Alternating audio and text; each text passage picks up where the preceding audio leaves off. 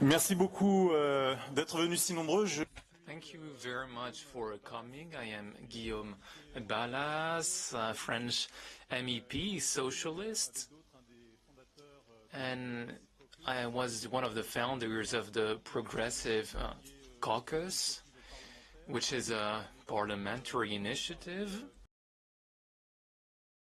We will explain a bit later. Is the translation, the interpretation working? Do you have the English? If I speak in English? In French? Parfait. Très bien. Very good, thank you.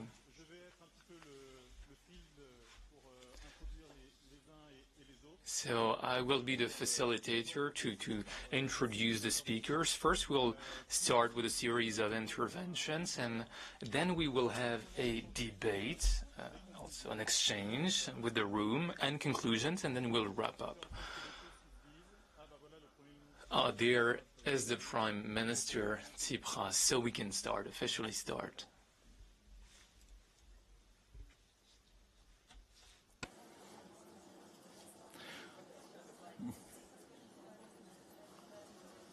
Alors, le temps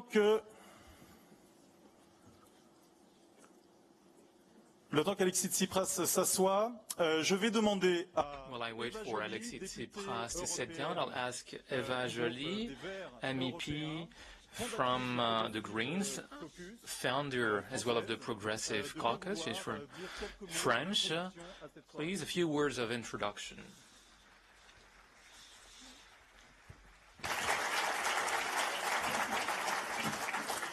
Merci Guillaume et bonsoir.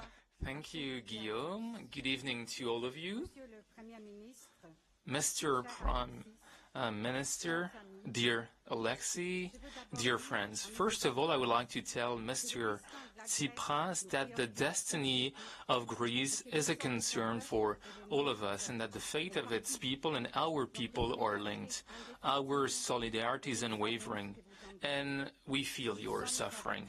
We are together. We are with you in this.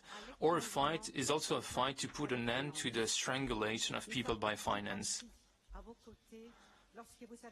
We were with you when you negotiated your austerity plan with Mr. Juncker and Mr. Wijsenbaum, who were asking you to decrease retirement and wages while multinationals with headquarters in Greece like Coca-Cola, Volkswagen and Bosch are not paying a lot of taxes in Greece. Let's be honest. Europe is in danger. What we've built could die. The European Union is losing the support and the trust of citizens because they were not protected enough. Austerity policies that use an explosive cocktail of public disinvestment, weakening of social protection, and wage decreases have been the keystone of European and national politics for way too long. The financial crisis created by an uncontrollable finance did not lead to a burst of conscience. The weight of crisis crushed the weakest. The reforms of the labor market have reinforced inequalities and the feeling of injustice. It's a feeling that was worsened by the many scandals with tax and fraud, fiscal fraud and tax evasion. Fiscal competition in Europe every day empties the public coffers while the governments are trying to align according to the highest bidder. In the end, the austerity policies have worsened the relative weight of debt, have paralyzed investment and deepened inequalities, and they have opened the way to populism and xenophobic behaviors. Their program is the hatred for others, and their fuel is anger and frustration created by deep, unfair policies. It's really the manipulation of European policies to the profit of just a few that fuels the anti-European fire that threatens engulfing our common space. To those who tell us, what have you done to Europe, we have to answer, That Europe is not our Europe. Juncker's Europe is not our Europe. Undecent fiscal evasion, that's not us. The deadly impunity for banks, that's not us. The senseless defense of oil and nuclear revenues, that's not us. The austerity that uses misery and desolation, that's not us. The policies that take Europe into the night of winter, it's not us. In truth, Europe and the majority of the governments of member states are in the hands of the forces of regression. Their hold-up was conducted in the name of liberalism and orthodoxy. According to the fake ID, where there would be only one policy possible, that we didn't have any choice. Europe is dying because of the fake consensus of depoliticization, and Europe will only be reborn with a repoliticization of consciences. What should we do? Well, we need to take control back. We need to take ownership of Europe. We need to take control of the European project. That's the message men on the continent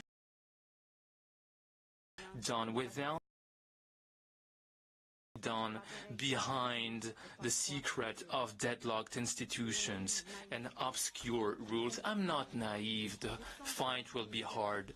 But the meaning of our common initiative is to show that people are willing to create a new European society beyond our. I am convinced that it's through Europe that progressive forces from all countries can recover some leeway at the national level. Leading the fight for another Europe, it's breathing oxygen in our countries and to the forces who want a social transformation. The current Europe is a problem. We need another scenario for Europe. That's the essence of our approach. Progressive forces need to join forces beyond national and political borders to build an alternative. Against the globalization of money and multinationals, Europe must become an international for common goods, for citizens, one that protects, cooperates, and shares. While the work is ahead of us, I have to tell you how our mission is inspiring, necessary, and historical. Let's not give up. Let's not give up in front of the traps of nationalism. Let's not give up against the cultural hegemony from conservatives. We have to rebuild a horizon of hope for people by reinventing progress for Europe. Being progressive, it's being oriented to the future to make it better. This is why we need to take into account the big challenges ahead of us: climate deregulation, the deepening of inequalities, the threats on human rights and civil liberties, the crisis of solidarity and democracy. This is why we need to remember that Europe is more than just a common house. It can really become the homeland of the future. For this to become a reality, progressive and ecologists of all countries need to join forces. We need to join forces to create a powerful movement, a sustainable one, and a movement of solidarity. Thank you very much.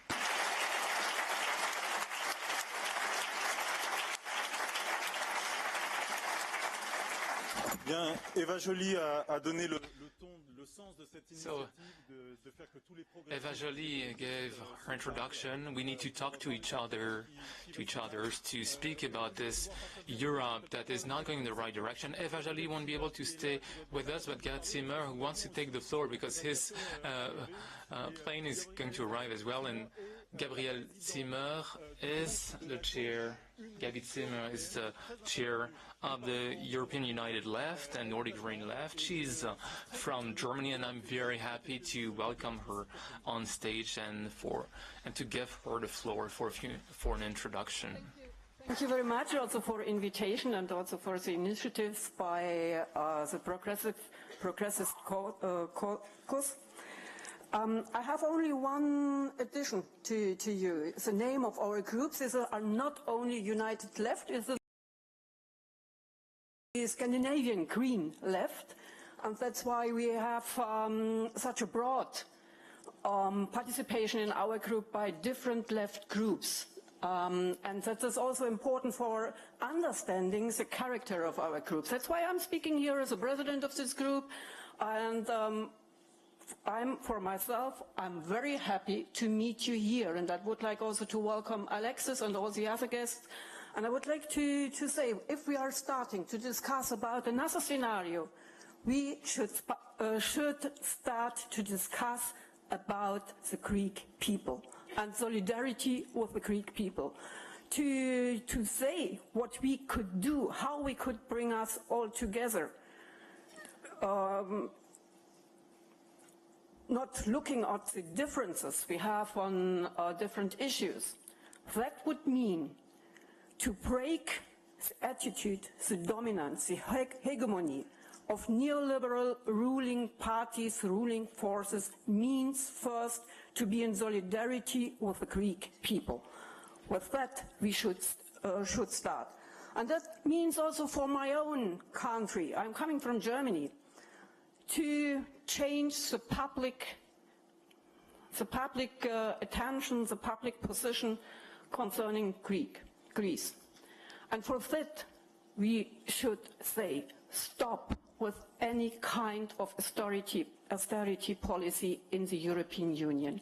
We should stop Schäuble, we should stop Dijsselbloem, we should say stop to the Eurogroup ministers, and also we should say we need a change of paradigm, a change of the main strategy here in the European Union. And it was clear when Juncker and the Commission presented the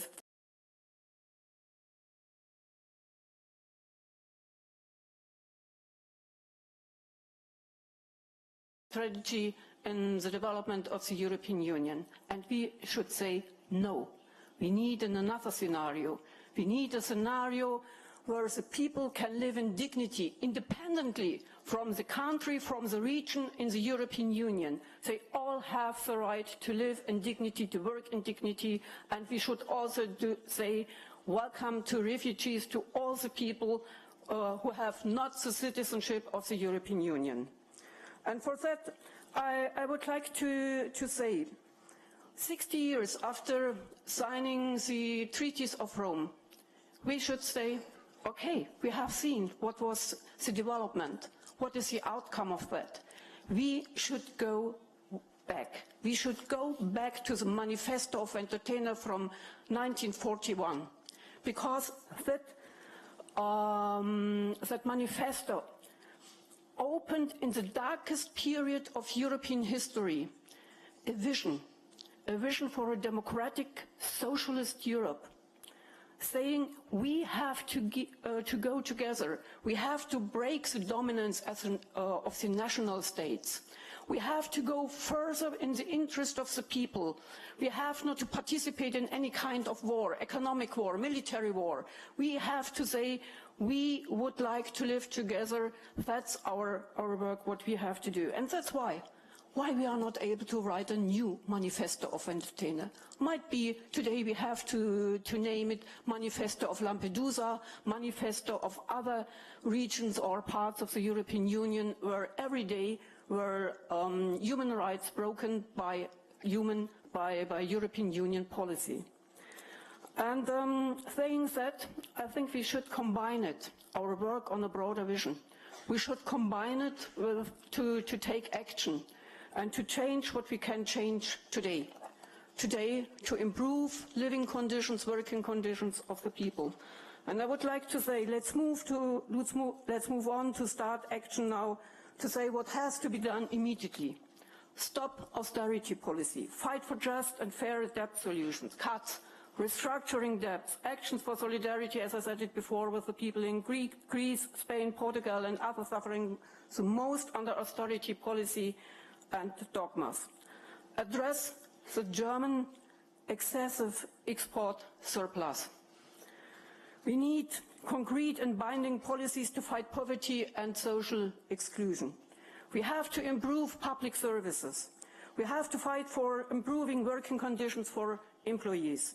We have to work for a moratorium on the ongoing privatizations on public goods, especially on water, energy, telecommunication.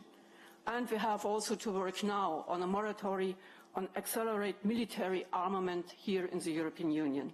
We need immediate measures to protect refugees. We have to work on integration policy. We have to work for change. That's why we have to do both. Not only to say, let's look in the future, but that because we would like to get a future, we have to start now also to work on concrete action. I wish for this conference all the best, and I hope we can continue this kind of a balanced exchange of positions, that we can work together and not cover the differences between us. We are in different parties, we are in different organizations. That's okay, why not? But let's bring together these points where we are able to fight together, and let's do it. Not work against us, but work together. Thank you very much.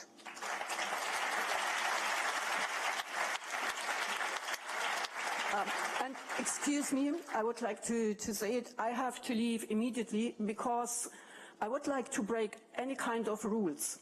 But the plane is not waiting only for me, and that's why I have to take the last plane to Hamburg, because I have a meeting with networks, German networks, and net.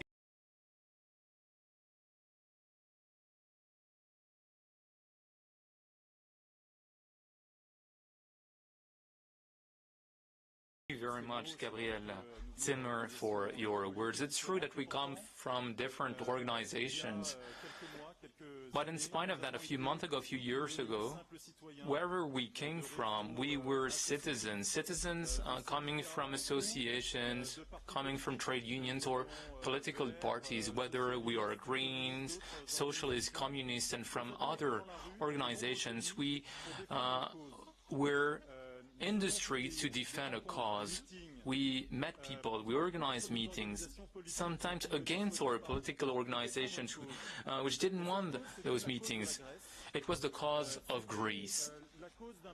It was the cause of a people that stood up to say that they did not want to bear this social injustice. Why? Because we were showing solidarity with that people, but also because the Greek people represented what the weakest citizens had to endure.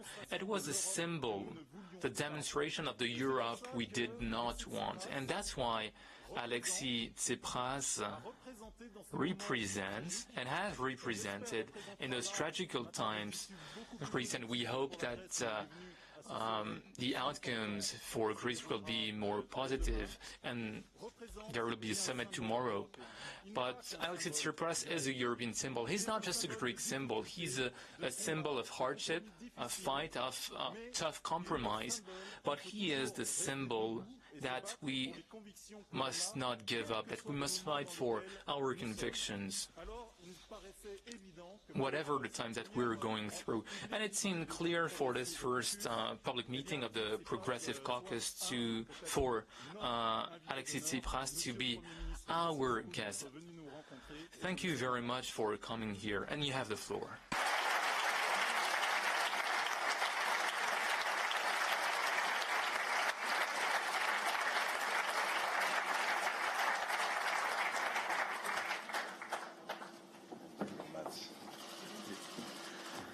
So thank you very much. I want to thank all of you for your good words. It's a great pleasure to be among you, to be among friends, old and new friends, among friends that who have been sailing a common course for so many years, a few times in a very difficult circumstances, but always struggling with hope for a better Europe.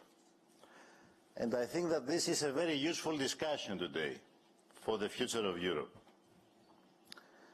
And we have gathered today all the new friends bound by the duty of history to open this sincere discussion and to try to find a common space for the progressive Europe,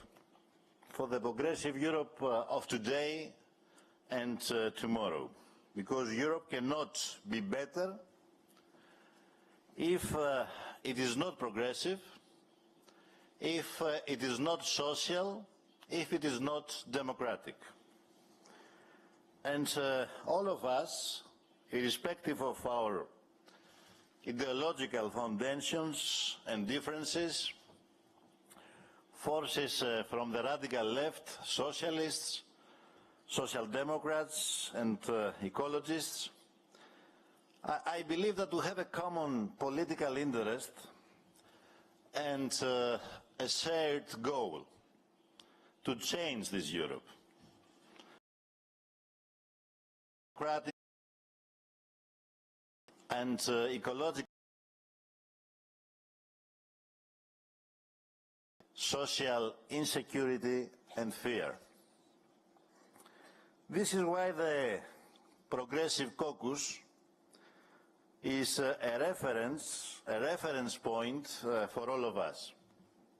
And this is why it has significant political role that far exceeds the simple arithmetic behind the political forces that participate in it. And your acts of solidarity to Greece during the long and difficult process of negotiations with the neoliberal establishment in Europe is a sign that we are not a forum of bystanders, but we are in a forum of determined protagonists. So, first of all, let me once again express my appreciation for your solidarity to Greece, for the solidarity of our political home in the European Parliament, which is GUE-NGL, but also for the solidarity of the progressive Democrats,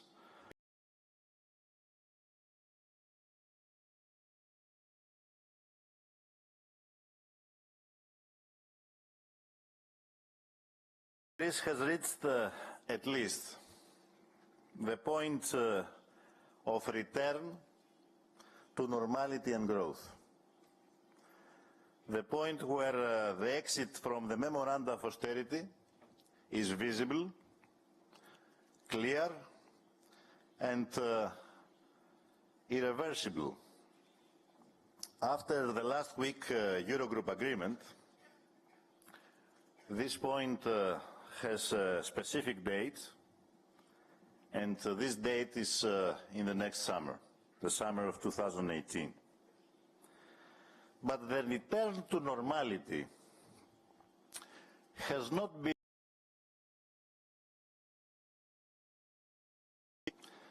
because since January 2015, when the left came into office, we have been governing the country under conditions of constant financial blackmail by our creditors. This is the truth. But our political choice from the very beginning has been clear, consistent and firm throughout these years.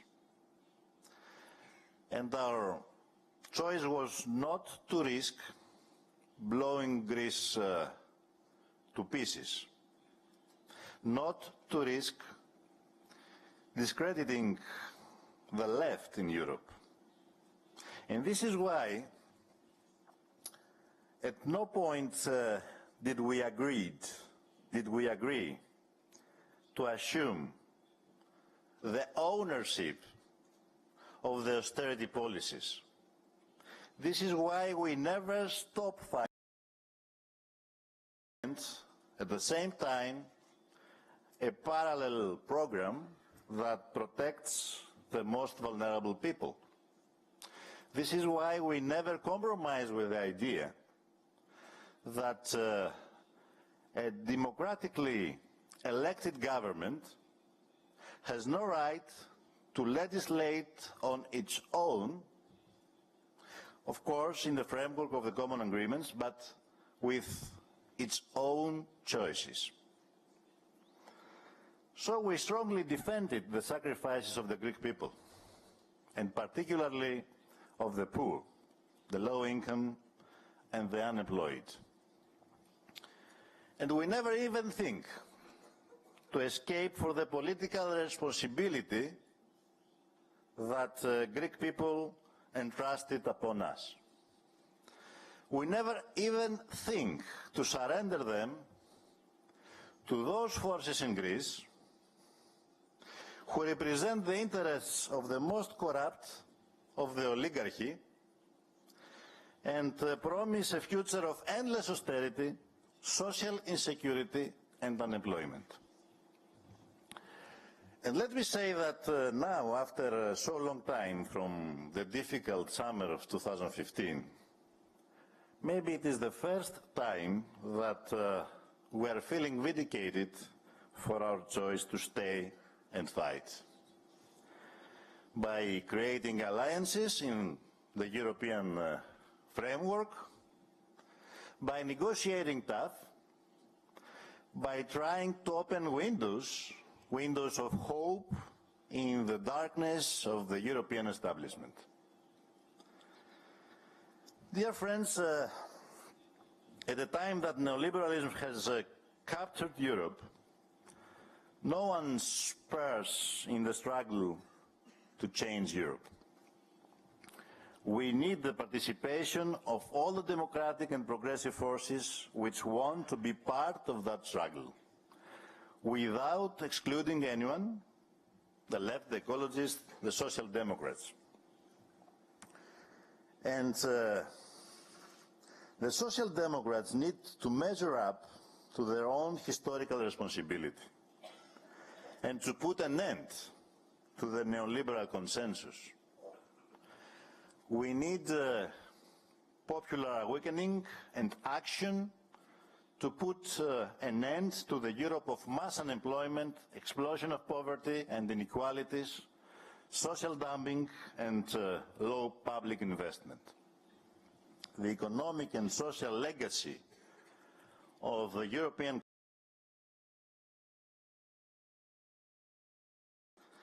the status quo in Europe, which has been rejected in the British referendum, remains the main source of Euroscepticism and of the rise of the extreme right. It is associated with the erosion of citizen confidence in the national political systems, which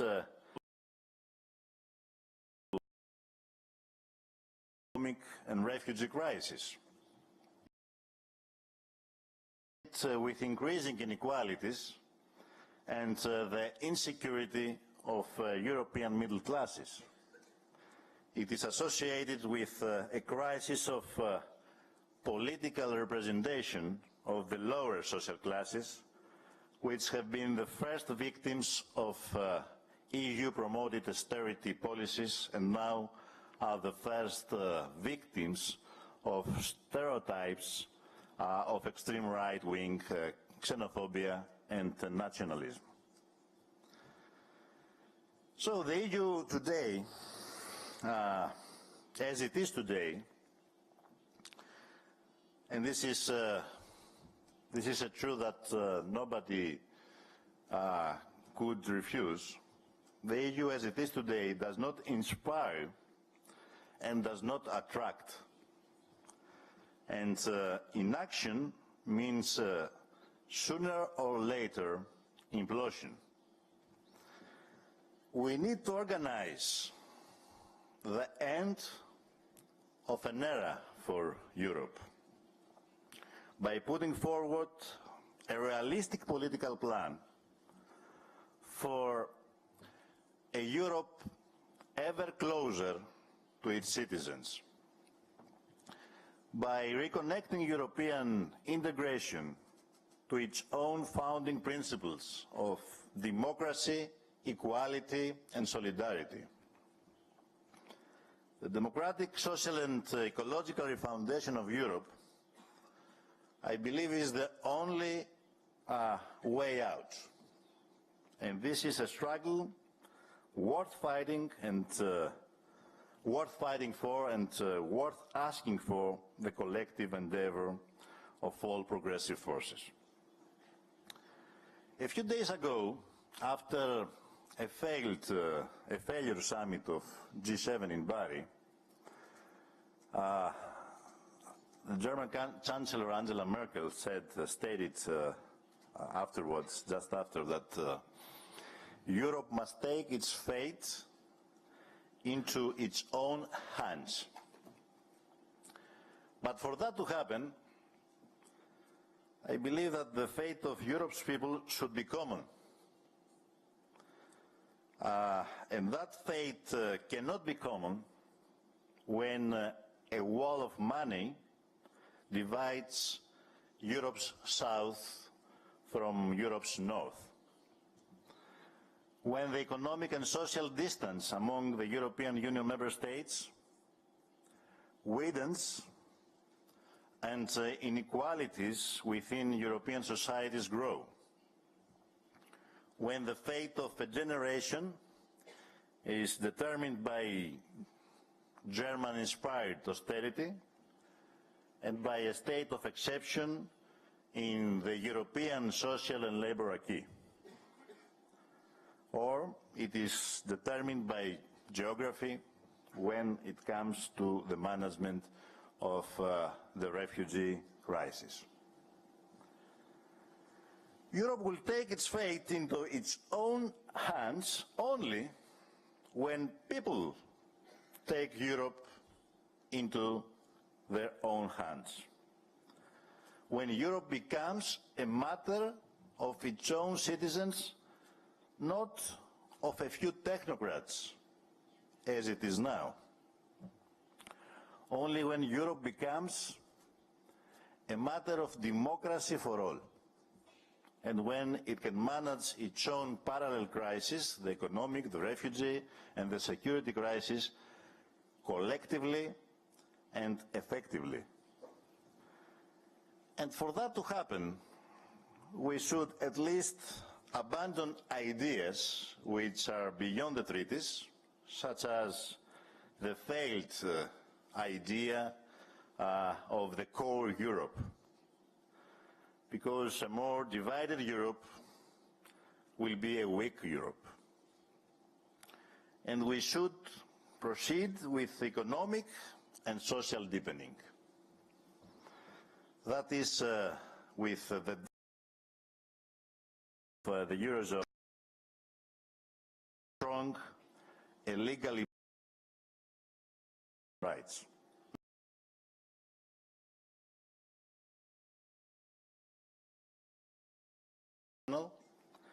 Intergovernmental bodies such as the Eurogroup, to European institutions with democratic legitimacy.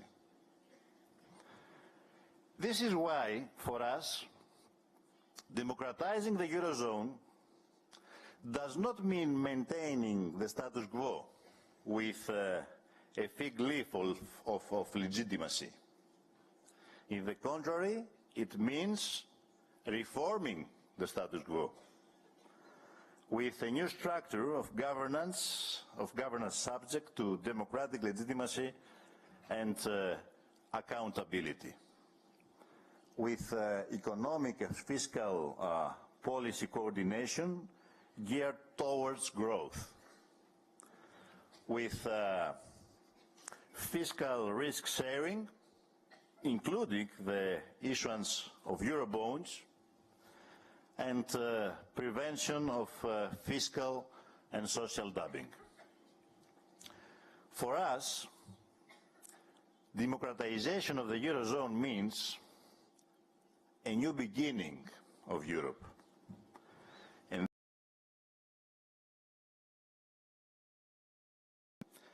it is necessary, it is urgent, but also I believe it is possible if we join forces, if we work together. And I think that it is to us to create it. It is to us to manage, to have a breakthrough, to be in a better position, to hope at least for a better Europe. Thank you very much.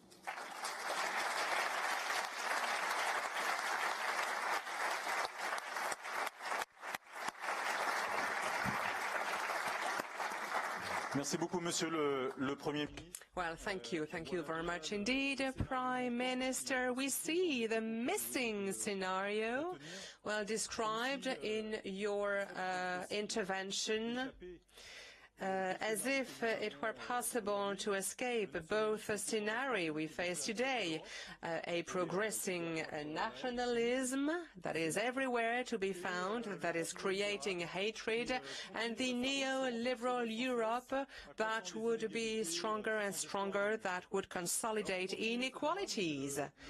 So, in order to continue our debate, we would like now to give the floor to the next speaker. I think that at the moment of the European elections, she had already been extremely important. She played an important role. She is today the co-president of the European Greens in the EP.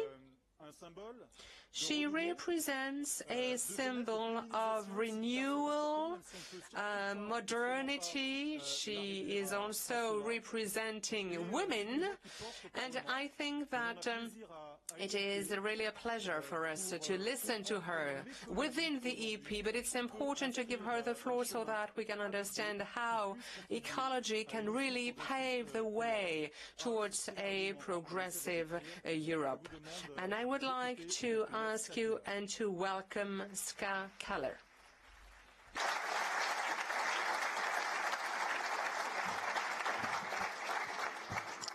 Thanks a lot, Guillaume. Thanks so much for that kind invitation. At some point we'll have to discuss how long you can be considered young, but I'll let it pass for today. Thank you. It depends where you are, indeed. In the European Parliament, I always have the feeling you can stay young forever, pretty much. But hey, so thanks a lot for organizing this as well. I mean, as the Progressive Caucus, I agree with everyone who has said that we really need to get our acts together. We need to cooperate in order to create a different Europe. Because I believe that this European Union is still an absolutely fantastic idea. It started as a peace project, and it is still a peace project, but it has also become so much more. There's people, you know, from my generation and younger, who have never lived without the European Union, who cross borders freely, for whom it's not any more difference whether you are from Ireland or from Slovenia, for example. And I think this is really great, this idea of growing together, of overcoming borders, especially, you know, for someone like me who comes from East Germany, where we had a lot of borders to all sides. I'm really happy that we overcome that. And I also think we need that European Union to tackle pretty much all we have. Let's look at, for example, the economic crisis, which we still haven't overcome.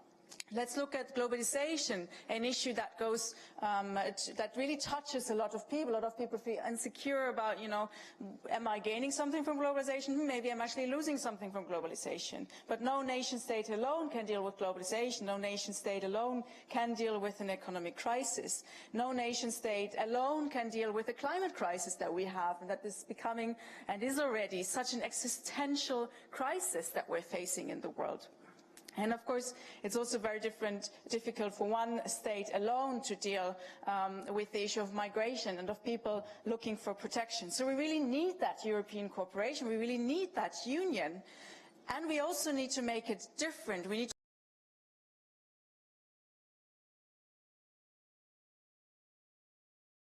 that It's the other thing to actually do something about it, to actually really tackle globalization, to really solve the economic problems, to really show solidarity on the refugees, and to really go ahead with saving the climate as much as we still can. So for all of that, I think we really need to also have that progressive cooperation that we're intending to do, that you're very practically doing. I also think we really need that in order to address the political problems, because I think what we have at the moment is not so much an institutional crisis. I mean, yes, we Greens have a million ideas, and you for sure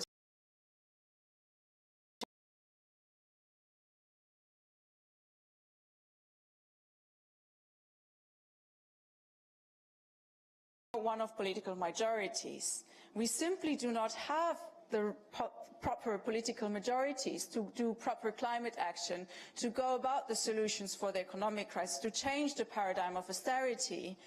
We will all agree with that, but we don't have yet the political majorities, be it in the Council, be it, well, in the Eurogroup, obviously. I think in the European Parliament we're actually quite a step ahead of everyone else in that regard, but we really need to have the political majorities. I think we need to have this political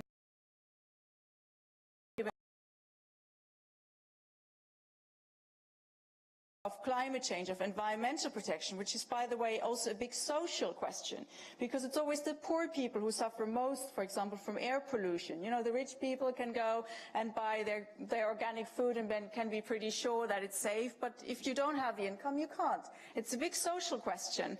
All the poorer people will live next to the big streets where your children are suffering from the air pollution, where they can't play on the streets, so it's really a big social question. It's also a matter of jobs, by the way, because only with a proper ecological transformation of the economy will we also be able to create sustainable jobs, in the sense that they're sustainable for the environment, but also that they're still here in 20, 30 years. So that's important. I think we also need to create progressive majorities to look into the human rights issues. Human rights really need to be safeguarded, of course, on the one hand, inside the European Union. And there we still have a lot to do. Let's look at the refugees, let's look at minorities, let's look at women's rights. But of course also to have a strong voice as the European Union outside the European Union. I think we can only have a strong voice outside if we're coherent on our message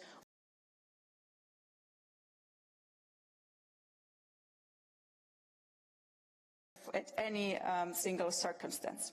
The issue of economy, for that we need progressive alliances and majorities urgently to overcome the paradigm of austerity, to transform our economy, to really make it serving the people rather than the other way around. And that also goes together with the social issue, creating a social Europe, tackling tax justice, addressing the issue of globalization, making sure that it has limits, that is reined in and is not exploiting people. And of course the issue of democratizing in the European Union, also making sure that each half of the society has its proper voice and is heard and represented. But we probably all agree on that. The question that I find much more interesting is, how do we get there? Now, how do we get those majorities? We agree on what we want to do, and other things we will not agree. That's fine. You know, we're different parties. In a democracy, it's very important to have different parties, you know, for good reason. But on those issues where we agree, we should cooperate and we should try to get majorities. But how do we do that? You know, if we look in many member states, we see that actually, let's put us all into one basket, we still don't have a majority. And I think, well, you will agree that's a big problem. So how do we get there? And I don't think I have the magical one solution for that, but I think some things that we can do together is firstly to look out into the civil society, into the movements that exist. If we look at all the burning issues over the past years, and then we will see that there's also a civil society movement that actually is on our issue, even in austerity, and there still are. Or let's look at the trade issue, TTIP, CETA, there was a big movement against that. Or on the issue of climate justice, there is a lot of support for that, and I think it's very important that we connect with those civil society movements, that we connect with those people that are on our side. But of course, you know, we can't take them for granted. We have to go out, discuss with them, talk to them, convince them, say also, or like not just say, but show that we're supporting them when we're in parliament, in government, and everywhere, and really make our support to them also count. Also among us, of course, I think we have to be open for cooperation. We have to be clear where we disagree, and that's fine and that's proper. But we also have to see where we actually agree and collaborate on those issues. And I think very important is also that we try to offer a positive idea of change. A lot of people are saying, oh my God, the world's changing, nothing is secure anymore, and how are we going to cope? And then, especially from the right of the political spectrum, we see like, oh, don't worry, we make sure nothing has to change, everything can stay as it was in the, good 50s. I'm not sure that was very good back then, but anyways. So they have a message of everything stays as it is, which is not true, which cannot be. Things are changing. And I think we have to carry the message of, yes, things are changing, but we have the ideas, we have the proposals of how to make sure that and how we make this change work and how to make sure that it's not having negative effects. For that, I think we need to have clear messages, clear languages also on what works, what doesn't work, what we can propose, where we get majorities, and for what not, and also why we didn't win something that we were aiming for.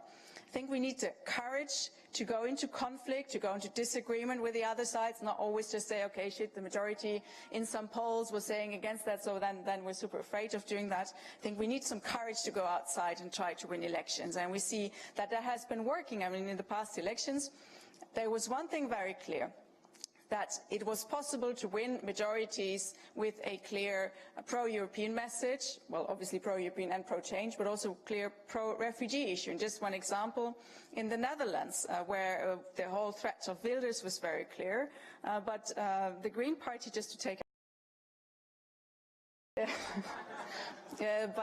but it was very clear, with a good pro-European message, with a pro-refugee message, you could win elections. And I think that's possible. And we shouldn't shy away from it and say, okay, let's not talk about Europe, let's not talk about refugees, because people were against it. No, I think people will also appreciate if you have a clear message to tell. I think another thing is that we need to do is we need to overcome national discourses, because very often, you have, for example, on Greece, you have one discourse in Greece, another one in Germany, and they never meet, or hardly ever meet. And that is a core problem. If people were to talk, person to person, farmer to farmer, worker to worker, whatever, then it would create a very different discourse than, if you're, I don't know, Swedish and you talk as a Swede to a Luxembourgish or whatever. That can really help us. And we saw in the whole TTIP debate how this could really gain momentum, how it could overcome borders and could bring people together. And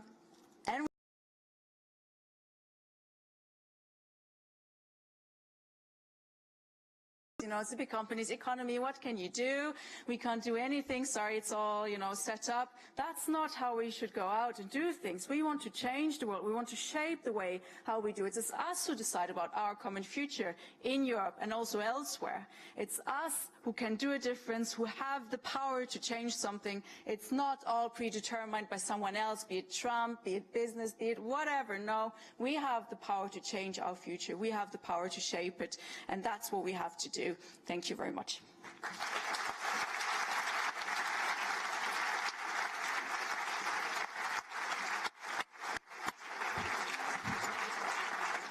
Merci beaucoup, Sp.a. Keller.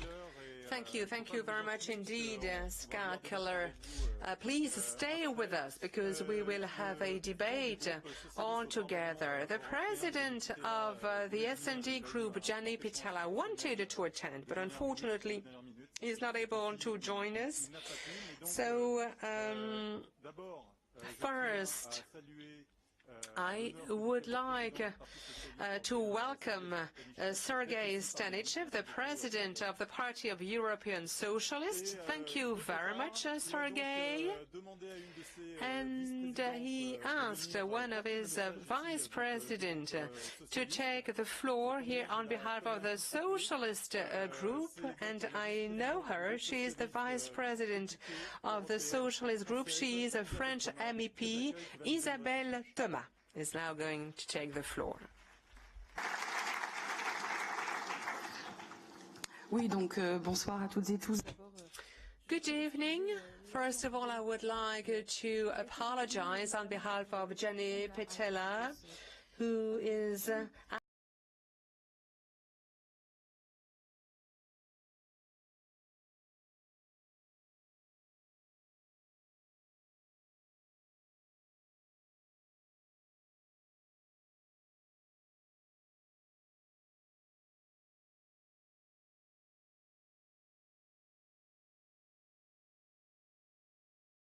initiative, and he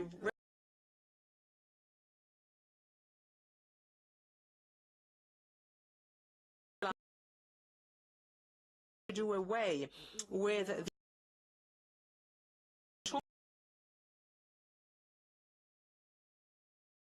That's the reason away from the grand noise, but it was the only way to regain some consistency, to regain our own identity and values. What we needed was a true change in actions, not only in words. We needed to clarify the political landscape, and some obvious statements needed to be recalled. The left should be the left, because we know that the right remains the right. Although we know that we can cooperate on institutional issues with the right-wing parties, we need to be clear on our political line. The confusion between the left and the right cannot be an answer to the crisis of the European democracy. For us, a well-living democracy is really based on this conflict between the right and the left. But what are the answers of the left today? We can no longer be happy with the answers we provided in the past. We got it wrong on globalization. This globalization is not a happy thing. It generates too many losers. So we need to be there. Today, the left needs to meet the people's needs and to make sure that they regain trust in Europe.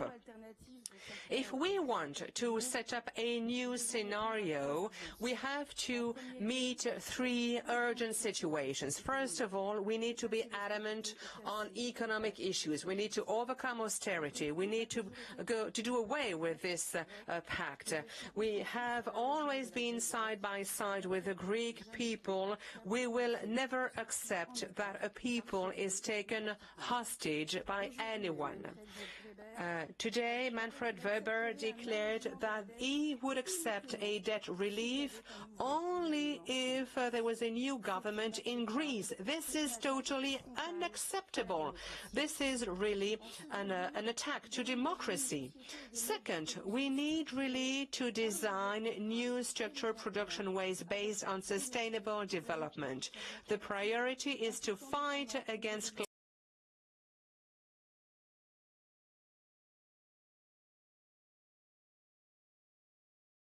suffer from globalization. We need to fight against competition between workers. What we need is an efficient revision of the Posting of Workers Directive. What we need is the introduction of homogeneous social standards. We need to put an end to social dumping. What we need is to rebuild or to build the left. The socialist movement is not dead at all. We have to hope in a better world. We have to rethink this world. What we see here today is maybe the base of a new start. The S&D group will be part of. Very much. Merci beaucoup Isabelle Thomas. Alors ces forces Well, thank you very much indeed, Isabelle Thomas. I think that these forces are already represented here in the room. Maite Mola, who is the Vice President of the European Left, and Monica Frassoni, who is the Vice President of the European Greens. President of the European Greens, co-president. Well, it's true that we have co-presidents, and it's very nice. So,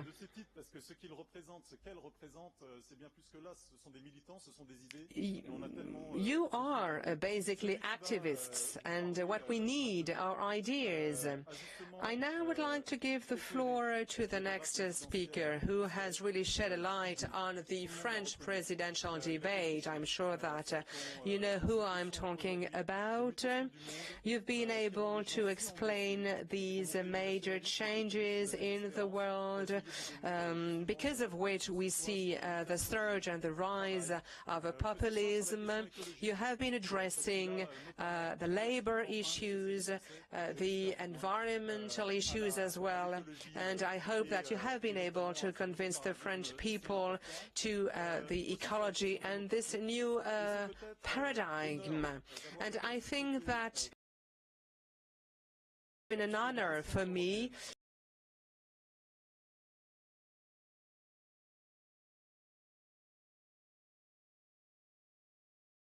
to provide answers to today's challenges. It is my pleasure and an honor for me to welcome Benoît Hamon.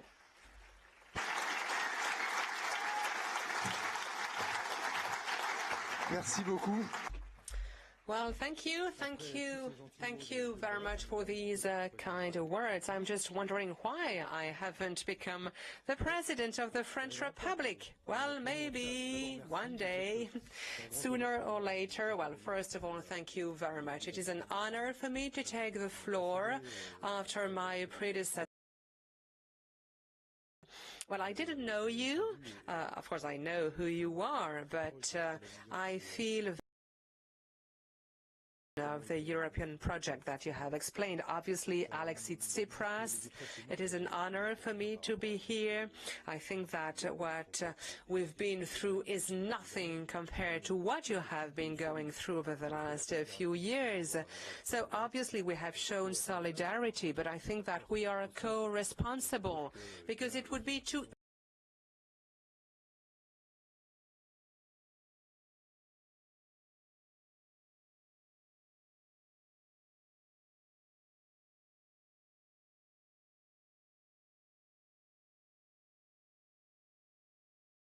abilities. I say we because the Social Democrats are also part of this choice. That is to say that austerity is really omnipresent. And I think that if there were 50 scenarios in Europe, we would have 50 shades of Europe. And sometimes I have the feeling that as we are summarizing the political debate to these 50 shades of Europe, we are losing track. We are totally out of track. So it is really an honor, and I'm very proud to take the floor now right after you, after the president of the GUE, and after the other speakers representing groups. So, I would like to say that in my presidential campaign we anticipated what we wanted to do, because we had a score that was 6 times lower than when we were each one on our own. So this is just as a joke. And I think that this is the end of a cycle for the Social Democrats. What is happening, what has happened in France is a real characteristic. It is not just a simple alternance where you would have the losing left and the winning right, and a scenario in which we would have to wait for 5 years. No, we lost and we have been replaced.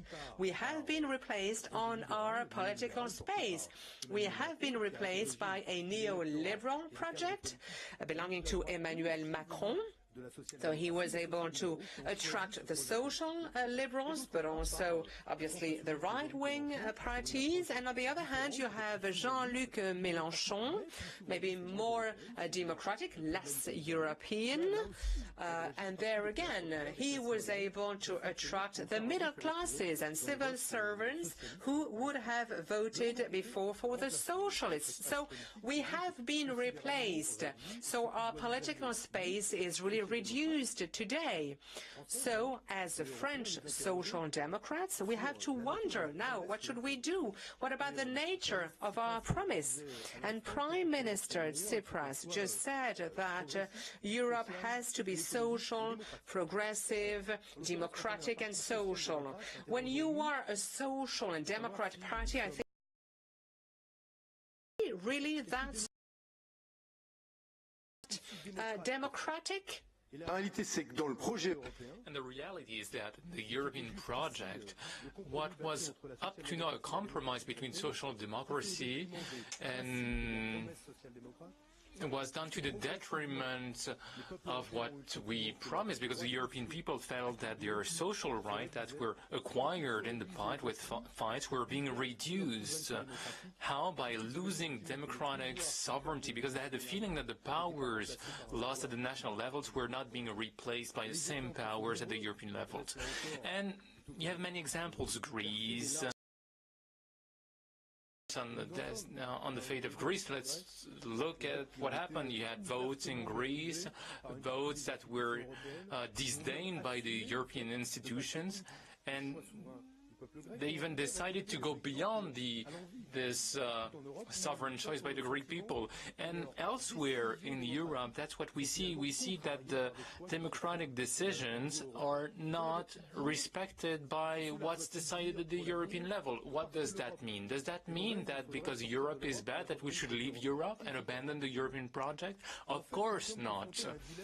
We are in front of a dilemma, and we'll need to join forces, show consistency, cohesion. If we want to pull out of this, the dilemma is the following. Either we choose openness, the openness of our economy to global economy, more free trade, and choices that will be detrimental to our respective social models, or wages, protections against redundancies, the funding of our aging populations, because we are all facing this changes, a demographic transition. If we accept the openness, if we accept fully opening our economies to globalizations, we know that this will be done to the detriment of our social models and to the desire of the people to enjoy rights, right to education, public service, right to health care, right to have a protected and decent work. Opening up, but for less democracy. Or we have another choice, a choice for democracy, but to the detriment of the necessary opening to still have some jobs, to have some growth, to start thinking on the nature of that growth. It's a dilemma that is explained in a book that I recommend to you. I don't know if it was published in all the languages. It's The Age of Regression, and many European intellectuals focused on our era, and Paul Melson really found the right words between the openness without democracy or democracy without openness. Well, the way we have to advocate for is between the two, and it's European. European in the way we need to be adamant about the fact that we want to remain in an open economy, but without this being detrimental to democracy and sovereignty for the people. I'll take 3 quick questions. What's at stake? The fundamental changes of work. Many economists are anticipating a shrinking of work, the destruction of millions of works because of automation and the digital revolution, and jobs that are not very qualified. How can we control this transition? Well, very often work and so on. How can we solve this? How can we still fund social models, and how can we keep the same levels of social protection? It's a huge question. Can we deal with this on a national basis? I do not think so. A second question now, the ecological transition. I positioned myself in the French campaign. I wanted to go for a treaty of energy. Steel and coal were the first stakes around which we met at the beginning. So why not develop an energy mix, making more room for renewable energies and with less nuclear and less oil? And if we switch to a model for renewable energies, it will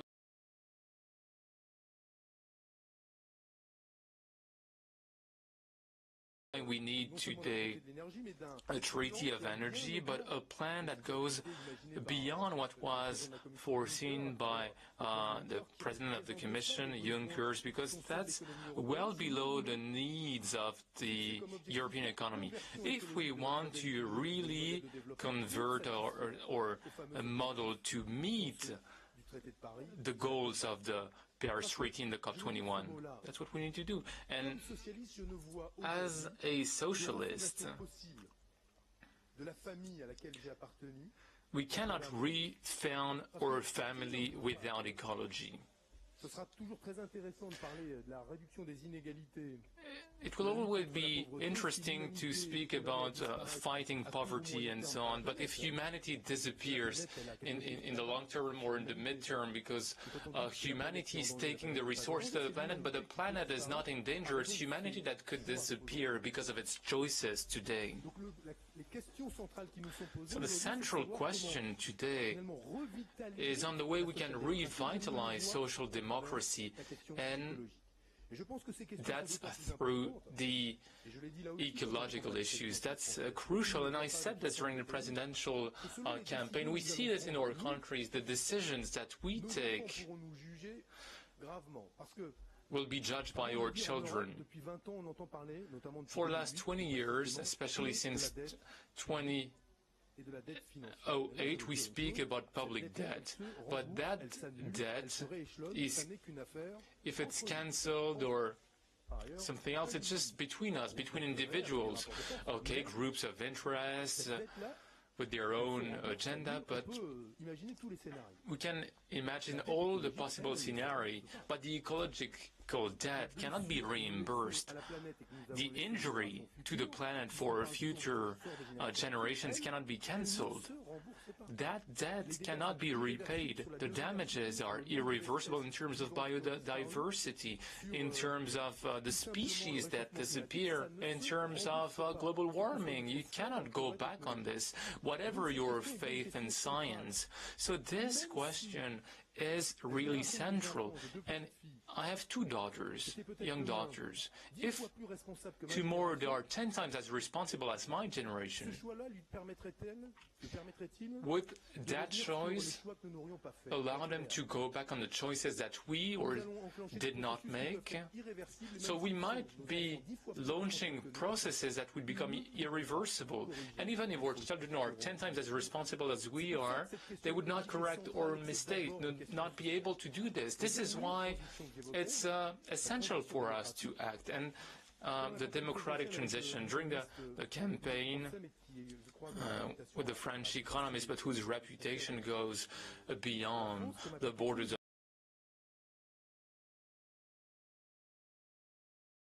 Eurozone, to give legitimacy back for the decisions for the Eurozone and to put austerity in the minority. So to tell our partners, well, who wants to refuse democracy? Who would refuse democratic progress if those issues are so central? Who would refuse to have this validated by the people? And we put on the table this project of a treaty, and I think it's totally compatible with the existing treaties, and we demonstrated that, but it's one of the ideas around which we have to work. Because like Keller said, the solution cannot be only institutional, but we need the tools, we need the instrument to democratize the running of Europe, to give legitimacy back to the decisions that are taken in the name of Europe and that have an impact on the European citizen. I will conclude by saying the following thing. With many others, I'm very proud of our political history, but I see that today the cycle is of a different nature. And regarding myself in France, I would like to go beyond our previous labels and etiquettes to build a left around democracy, the issue of work, Europe, and ecology, to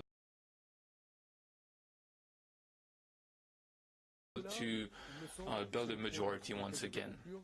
And that's on this that I want to conclude. It's really important at the European level to have the alliance that we lacked so much. What struck us in the fate of Greece, and more recently with the situation of Paul Magnette, who resisted against Sp.a, and TAFTA and Sp.a must be at the heart of our debate to unify the left in Europe. And what struck me when I took a look at the situation of Alexis Tsipras in Europe, it's when he looked behind him at the council, behind the solidarity, well, not many people were at his back. Not many people. Well, in France, everybody says, Emmanuel Macron says that he was the friend of Alexis Tsipras, François Hollande, Michel Sapin. Everybody was the friend of Alexis, but the reality was that Greece was alone. When Magnette, citizens, movements, unions and associations that supported Alexis Tsipras and Paul Magnette. Yes, but the political reality of what we represent is that in the facts, those men, those people were alone. And what we need to build today in the European elections are an opportunity to move forward at those alliances. And what I wish for, whatever the configuration of the left in France in 2 years, is that we need to start having international lists. That's what we did in some European elections with the ecological. That's what we need to do. We need to have lists that are open to experiences and parties, that those lists become international in the European sense, of course, because what is at stake here? Our struggle is not about... We must be anchored in European lists, European fight around principles that will be simple: ecology, social justice, the democratization of Europe, and we can really have a consensus. That's how I see things at the moment, and that's what I will do at the French level and at the European level. And thank you, Guillaume, Balas, and thanks also to all the members of the European Parliament who take part in the progressive caucus. I hope this will be to start working. First, we need to identify our strength, and then, okay, our differences, but let's join forces and let's build alliances to have more weight in the interest of the European people. Thank you very much.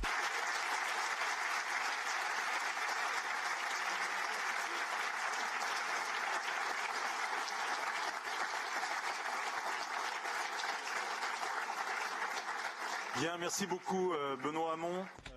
Thank you very much, Benoît Hamon. Justement, ceux qui ont tenté, qui tentent et qui éclairent le chemin pour après. We're trying to open the way forward. Thank you. Alexis Tsipras, in the fight in Greece, is trying to open a way. And Benoît, you mentioned Paul Magnette. We are here in Belgium. Paul Magnette was supposed to be here with us, but there are some discussions, let's say, in Belgium at the moment. And, well, in the following evenings, following days, he will be quite busy. But we have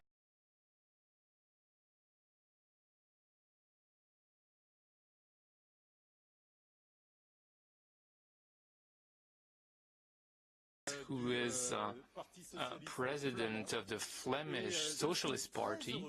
I am really happy to welcome here today.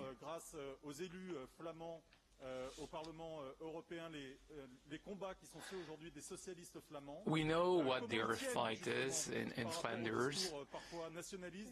They are struggling with their nationalistic regression narratives. They keep their values, they refuse breaking away from their values, breaking away from their political identity. So, John, I'm really happy for you to be here and to say a few words.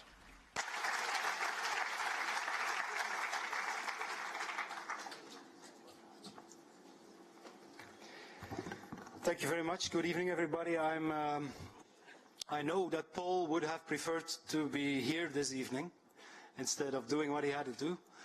And welcome in Brussels. I can say that.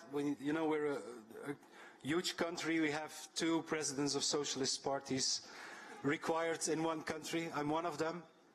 And I must say we had 2 months ago, literally, there's a concert hall across the street. Some of you know that. And already 2 months ago, the Future of the Left played there. It's a rock band from Wales.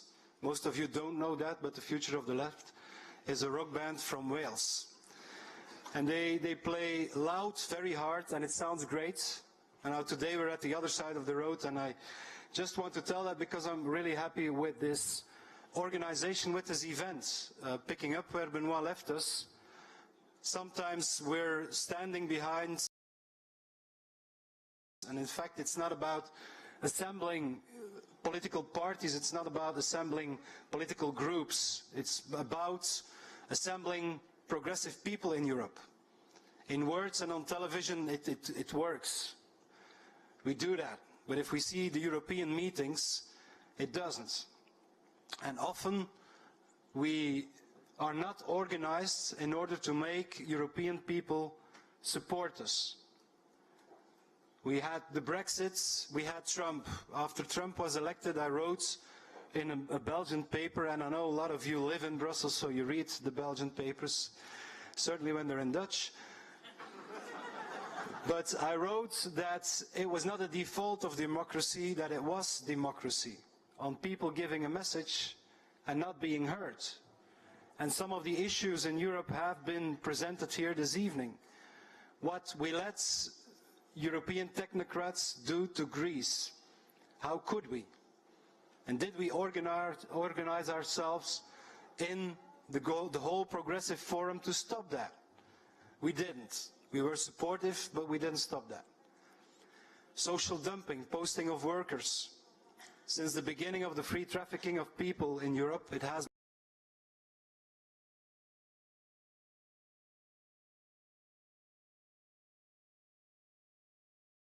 to Jeremy Corbyn explaining that that was perhaps the reason too much causing the UK to exit a great project. Even tonight we say Europe is a great project, and it is. But they voted an exit. And perhaps the non-reaction to the posting of workers did it. Tax evasion. Tax evasion in Europe. We had already now process of a couple of years where the OECD made new rules for multinational companies. We have great names that the people of Europe will easily understand. The first one is BEPS. So we should say to the voters, now we have BEPS. It's base erosion, profit shifting by multinationals, country by country reporting. But the rules implemented by the OECD are important. When they had to start to implement, to create these rules, to make multinationals pay honest taxes, there was $3 billion freed by multinationals to fight against these rules, to lobby against these rules. But they continued. And these rules are now ready to be presented for the political discussion in Europe. And in lots of our countries and lots of the politicians of the countries that we live in are already creating the loopholes, making sure that these multinationals still will be able to escape honest taxes in the future. These are the examples of items where the European voter would not be able to understand that progressives not only say this is dishonest, but are not organized to do something against it. Create a counterpower to the things that the European people do not understand and do not accept. And yes, the examples of migration and the climate expenses that we need in order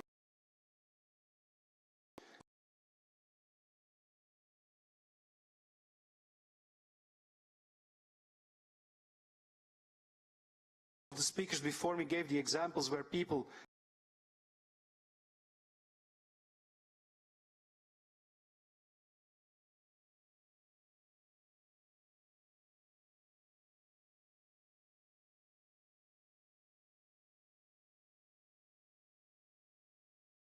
something that we heard throughout history when liberals, neoliberals speak on progressive purposes or progressive ideas. They say, well, it's bad for the economy.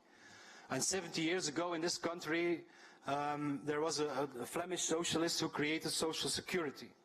It's more than 70 years ago. It's 73 years ago, 1944. He created a system where there was solidarity, redistribution, pensions, healthcare system. The big fight against him was in the slogan, he's going to destroy the economy, because the employers and the employees have to pay contributions for the solidarity system. 73 years later, after the banking crisis, they still react in, it's going to destroy the economy. Well, it isn't. After the Second World War, progressive people doing something that was hard to believe that it would work,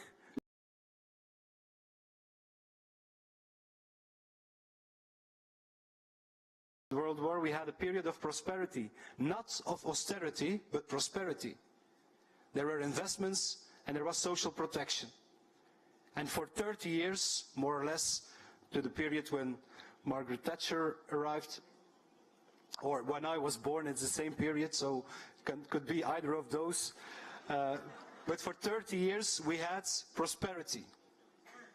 And the opposite of austerity. And crises like we had in 2008, the banking crisis, are rare in the world. These are worldwide crises, not European.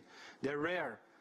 But after the Second World War, after a big crisis, they chose to create a system to protect people. And they invested in society. After the banking crisis, we accepted, too many of us accepted, to do the opposite. Austerity. Reducing social protection and not giving the possibility to invest, but to give the possibility to privatize public services. That's what has happened. And that's the story. What side of these groups you're on, what story in your own country that you are defending and saying, well, I have to get enough votes, so in these groups for different parties. No, in a European story, progressive people that are politicians should assemble, should work together on these issues, not on their differences. If we don't do that, and we haven't done it, let's be honest, we haven't done it for the past years, as Benoît pointed out, and I agree with that. We didn't do it, but we should do it. If we don't do it, we're just politicians like the others, defending some things, having a good heart or pretending to have a good heart. But if we mean it, that Europe is a great project, then us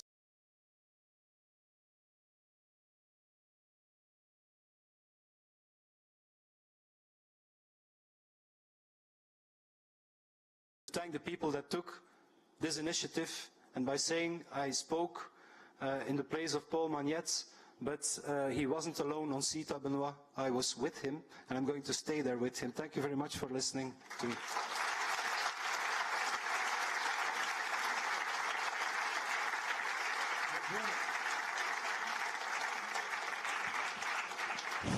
Bien, John, tu vas pouvoir remonter. Donc ne t'assieds pas. John, stay here, and Sp.a, please come on stage as well. It's already a bit late, but what I suggest will be quite quick. I will ask them a question, and they'll have to answer quickly, and they will answer quickly. I'll make sure, and then we will take a series of questions from the room, and they'll answer you. It will not last for long, but change.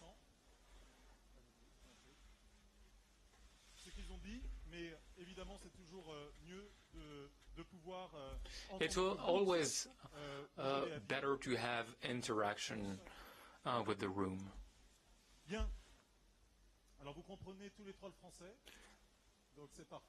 All three of you speak French, so that's great. I'll ask you one question, and I'll ask for a short answer. The question is the following.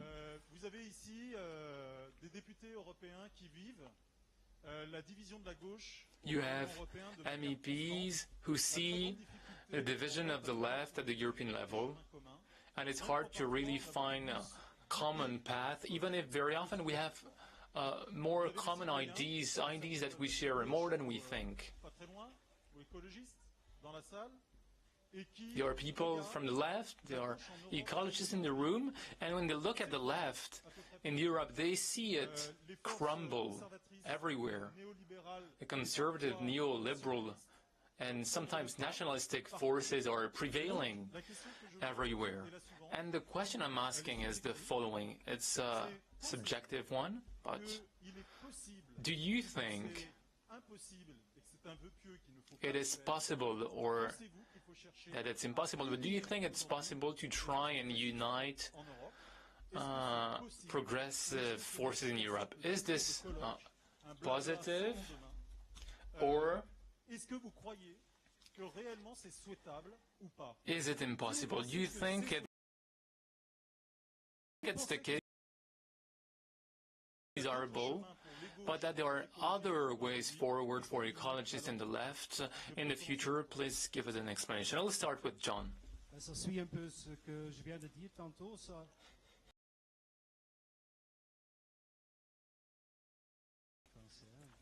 In Belgium, you need to be able to speak French.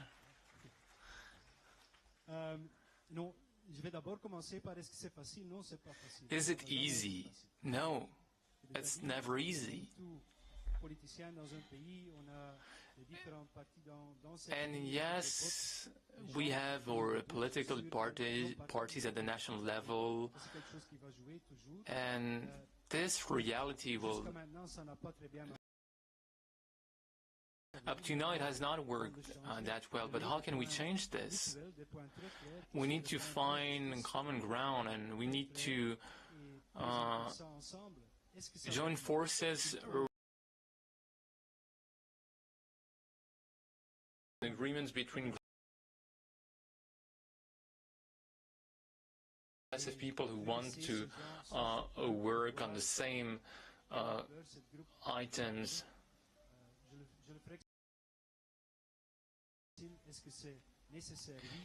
Is it necessary? Yes, let's try and do it. Finally. Well, I'm also a big fan of diversity, I have to say, and I think part of democracy is that you have different, choices on the offer. I think I'm not a big fan, for example, of the US-American system where you only have two parties and the rest is irrelevant, and, you have to find your way into a big compromise party that basically covers everything. So I really like the fact that we have different parties, and we do have sometimes differences, even though after Benoît was talking, I'm not so sure anymore, because the difference I would usually cite with Social Democrats is the matter of, for example, if you have the issue of coal mining, which indeed has jobs, even though it's less jobs than it was many years before. Then what do you put first? The remaining jobs, or do you put the climate then first? And there Social Democrats. And that's fine, it's perfectly fine to have differences. But then again, I also see where we are united, where we agree with something, and then I think we should absolutely cooperate. We should collaborate and not say, hey, I don't talk to you because on one issue you disagree and then I don't like you anymore. But we share values on which we need to cooperate, and in specific things where we need to cooperate, absolutely. And then the European Parliament, we also sometimes do a bit of a job sharing, Okay, we say, okay, you table the rejection amendment, and we table the reform amendment, and it's totally agreed and it's fine, and that's also a way of how to share sometimes the job that we do. So I'm totally in favor of collaborating wherever. I'm not in favor of just saying, okay, we just put everyone in a room and we lock the door and then everybody has to say, okay, we have to agree on everything. No, I think diversity is good, different approaches are good, different strategies are good, but do cooperate wherever we can, wherever we have a common thing, because then we're stronger. Thank you. Benoît? Moi, je suis assez d'accord avec ce qui vient d'être dit. Well, I really agree with Sp.a, but I don't think that we should underestimate our opponents. So we shouldn't underestimate our opponents because they are united. So there is diversity in the left. I'm okay with this diversity, but you see what has happened in France. Emmanuel Macron was successful with a triple synthesis. First of all, he was able to unite the old bourgeoisie and the young one. So the old one is the one who needs money. And they are now united. The young and the old one are united. They're all united thanks to Emmanuel Macron. A second union, he succeeded because, well, it's not only about negative elements. He was able to make the synthesis between the left liberals and the right liberals, because actually they were talking about the same reforms. The reduction of public expenditure.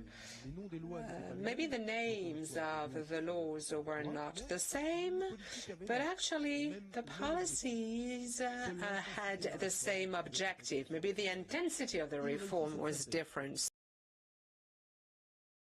In bringing together both types of liberals. And then a third union between really the world of finance and the state. Today they are together on the same agenda.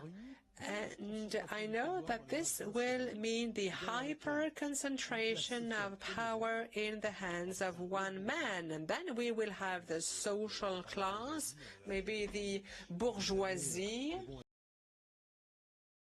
Hadn't disappeared, it was still will carry the reforms that Emmanuel Macron wants. He has been elected, it's legitimate, but I mean, they represent a single bloc, whereas we are representing two blocks. So I think that there is an attempt in the left to have this relation with the people. And actually, we say that we have to listen to what the people take these elements into account in the political debate. So as if the people were really radical, whether the people wanted to cut heads. But today we have a radical aspiration in the left. And so it is just as if it was impossible to establish the dialogue with other forces.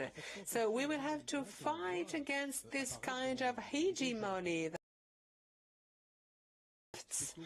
So I think that the collaboration you mentioned, Sp.a, well, this is extremely important. This is a good idea. Maybe we do not have the same answers to everything, but we belong to the same universe. Do we really think that citizens can regain power and control over their lives? We clearly see that if decisions are not made at the right level, we will not be able to meet these challenges. And then the social issue. There again, this is a central issue. How is it possible to offer an horizon to Europeans so that they can have a universal prospect of life improvement? So I think that we have to build something in common. So now there is this agenda that would be the European left agenda, and I think that we need to focus on what we have in common. Well, thank you. Thank you very much for these answers, not very short answers, but still interesting ones. I would like now to give you the floor. Obviously, we do not have the time to take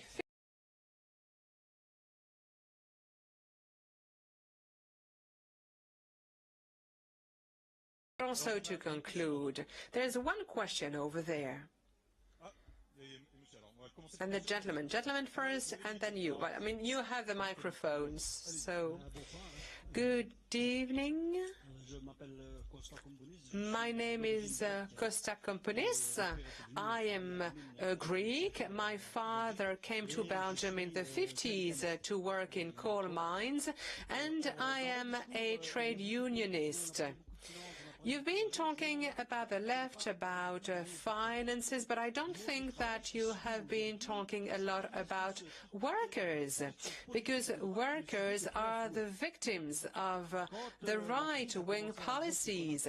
When the crisis started in Greece, when the social acquis of the Greek workers were really reduced, we were one of the first trade unions to say that Greece is a lab. Everything that is happening in Greece will soon be here as well. And this is precisely what we are experiencing.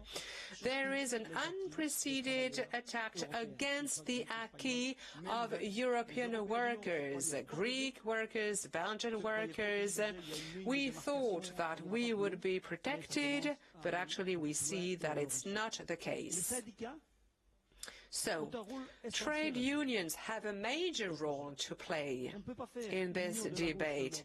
We cannot have the union of the left in the political world. We also need a union in trade unions, because we are the ones who defend the workers' interest on a daily basis, day after day. So my question is the following. Do we think that we are ready to take up this road together, but also the progressive trade unions willing to see a change? Do you think that we could move ahead together while keeping our trade union independence, obviously? But I think that when need be, we could also be allies. And then something else, but I'm talking here as a citizen. You are obliged to be united, because we no longer want a right-wing government. Enough is enough. Tobias Troll, Edge Funders Alliance, engaged Donors for Global Equity, living here in Brussels since 10 years, but I'm German. I'm missing something here in the discussion, which is actually the scenario. The missing scenario is the title of this debate. I heard a lot of party political statements on concerns which were not very surprising considering the various political colors represented here. But what I'm not seeing is really the systemic alternative. And nobody used the word system change, for example. I mean, what can the gauche actually propose, the left actually propose to as an alternative? There are alternatives for Europeans. Exactly, there are alternatives. Universal basic income, for example, reconceptualizing work in this new century. What about a post-growth, commons-based economy, for example? How to move from an extractivist economy based on exploitation to a living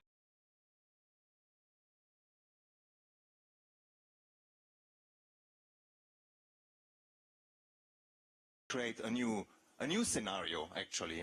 What about a real feminist revolution, where care work. These are the points of convergence which I would like to hear from people like you. And there are people, of course, who are working on this a lot, the degrowth movement, the commons movement. 10 days ago there was the Fearless City Summit in Barcelona, where local authorities from all over the world, mayors, elected representatives, activists came together to rethink municipalism. So these are the systemic alternatives which are discussed and which are happening. But the party political left, seemingly, at least what I heard tonight, is not able to connect to this in a meaningful way. And that's really a pity. Thank you. Thank you.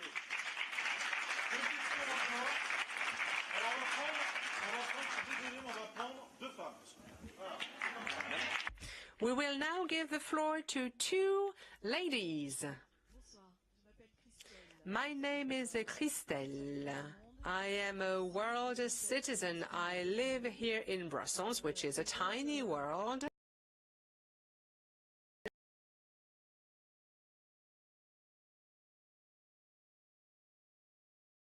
citizenship were European, and I hope with that. I've had some contacts with the European Greens, and I know that it's possible to establish links between the European Parliament, and I hope with that. I've had some contacts with the European Greens, and I know that it's possible to establish links between the European Parliament and citizens living in the districts. I know that it's not easy everywhere in Europe. I have a question. So in line with your proposal, I would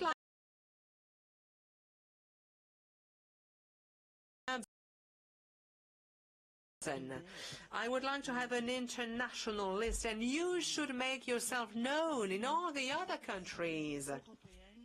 I would like to be a European citizen to be able to support you in the EP. It's easy for me because I live in Brussels, but I think that the other citizens should be able to come and see you. We have the national political programs, and they differ from the European political programs. I don't know whether you see what I mean, but at the national level, nothing is said about the European programs. So I would like to see these possibilities to go and get in touch with you. I would like to ask you what you think about that, whether it's realistic or not. And then a third proposal suggested by my son, digital platforms. It is possible, you know.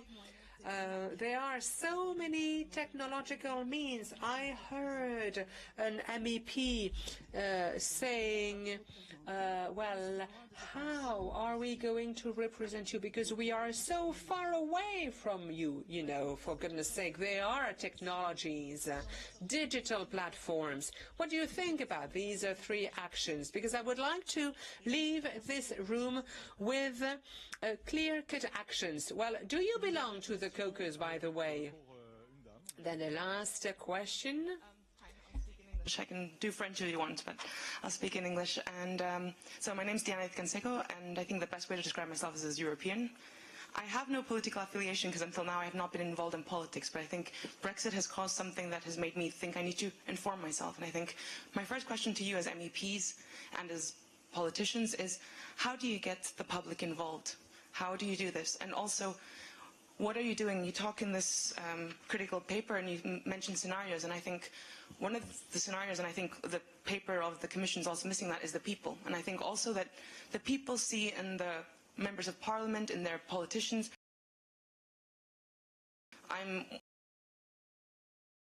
when I go out on the streets, depending on which country you're in, of course, but I do not see myself represented by you sometimes. That's my question. Thank you. Merci beaucoup pour Well, thank you. Thank you very much for these questions, because, well, at the end of the day, it boils down to the same question. You will have now the possibility to conclude, and we see that there's a link between these four questions. You've been talking about the lefts in plural, progressive forces, but also political parties. And what we've heard, be it in your question or the question raised by the second representative addressing citizenship movements, your question addressing involvement as well, all these questions show that the left parties really need to turn to the citizens. So what can we do without any demagogy? How can we make sure that you are given the keys in a way? The progressive caucus is about bringing together MEPs. I know that this is totally disconnected from reality, but still, I can really tell you that MEPs are constantly working and they are constantly trying to be connected with the European citizens. It is their daily task, and it is terrible because sometimes we feel like we've been able to achieve it and then it flies away. It's extremely difficult to find the proper ways to get connected to the people. In the autumn, we will come back on this and we will try really to think about what we can do to be connected to you. And we need to question trade unions, associations, civil society organizations, positive lobbying organizations, and we need to turn to European citizens so that they can express themselves. And time we have before the next European elections, and we will try to sketch out some solutions for the future, and we will keep you posted in the fall, in autumn. So to conclude, we will maybe first give the floor to Benoît Hamon, and we will end with the local representative from Belgium. So what should we do? What can you do as politicians to be closer to the European citizens?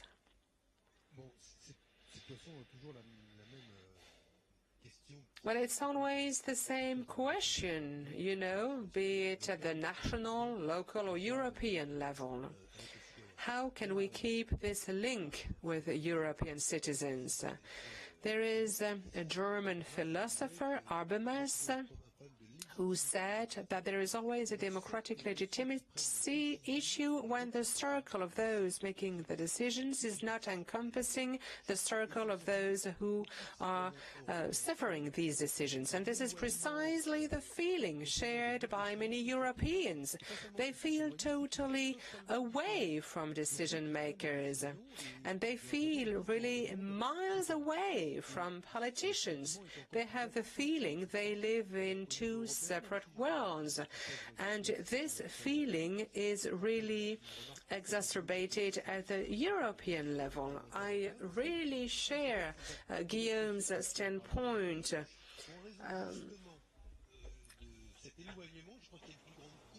I think that there is a higher political conscience at the EP.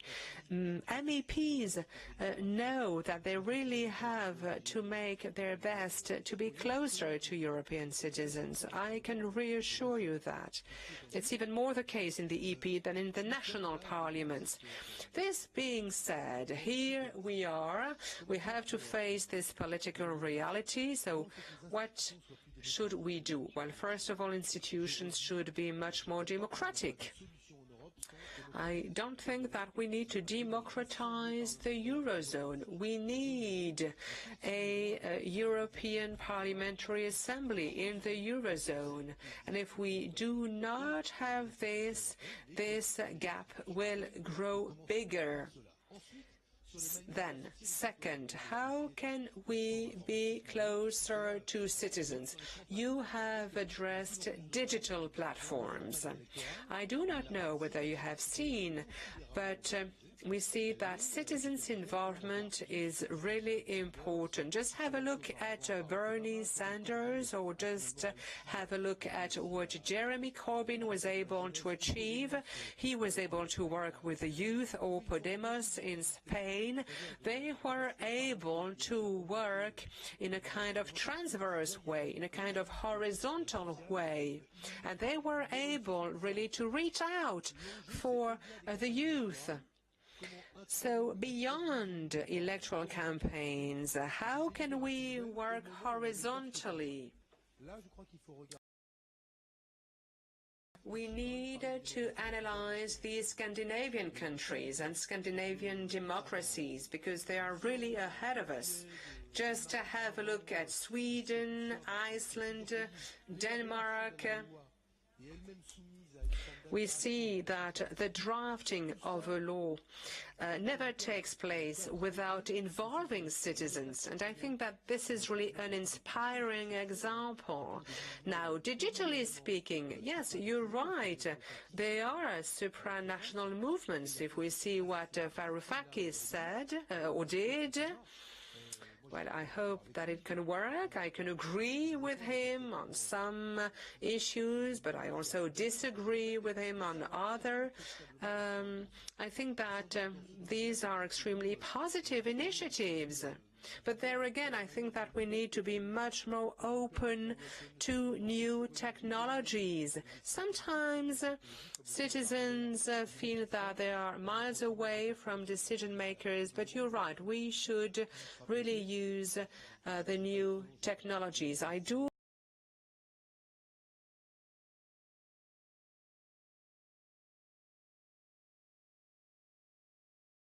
to raise this issue, and this is something which is not really discussed. At least as a European politician, I do not know where I could speak about that. When you see the power that is concentrated by many private companies exploiting the data that we give them, and through the exploitation of these private data, they guide our choices without us even knowing it. Because I think that this is really where these democratic questions are being addressed. We see that some large private multinationals have much more to say on citizens and consumers. And I think that we need to address this, because we see that technological progress is not always a positive thing, especially if we think that citizenship equals only to economy. I think that this is about making choices, and we need to have a forum where citizens would have a say, because citizens should be able to inspire politicians as well, and we need a deliberation space. Well, I haven't really answered your question regarding the political left. I'm very sensitive to this because we are going through a transformation. The social left and the political left were independent. I remember that in France, for instance, and it dates back to a long time ago, the political powers would invite workers to go on strike. So once in the past, this association was fruitful. But just on some points on labor unions on the whole, what you've mentioned before, I do think there is a great need to have a closer link to labor unions, but I would also say to other movements, if I can put it that way together. But I think there's also the need for those movements, and especially labor unions, to also look more at the European level, I believe. Because I think one big problem that I often see with labor unions is that at the European level, the whole idea of the social Europe, how to do that, if we are going to do that. A lot of these things, posted workers is something you've mentioned before. That's a lot of things that are happening at the European level. And I think we need more labor union force there at the European level for that. But for that, we need more European corporations. I also see that with other groups when it comes, for example, to ecological groups, that very often they're too much still in the national context. We need them in the national context, absolutely, but we also need them at the European level, and not just at the meeting, you know, a gathering once a year or something where you say, hey, cool to meet someone from somewhere else, but really as a European force. And that's something I think we really, really need to get on building. The missing scenarios, well, actually we have them. The Progressive Caucus made one, the Greens made one, then we found out, oops, we're basically saying the same, that's really cool. Except yours is a bit longer.